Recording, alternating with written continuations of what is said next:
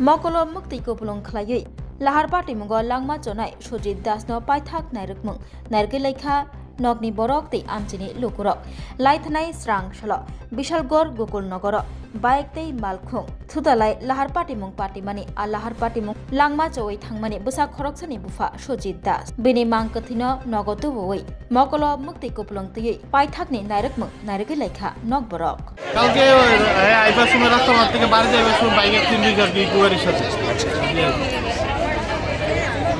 এখন কি হয়েছে? মারা গেছে।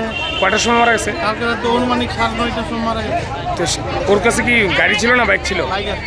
আচ্ছা, বাড়ি কোন জায়গা? বাড়ি টিএসআর ক্যাম্প রাস্তা মাথা। ওর নাম কি? সুজিত দাস।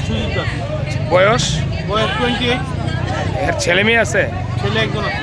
আচ্ছা, আপনি কি লিগে এখানে আছেন?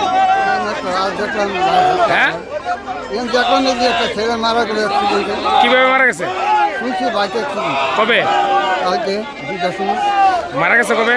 কালকে কয়টার সময় 2টা মারা গেছে? কয়টার সময়? রাত্রে 9টা।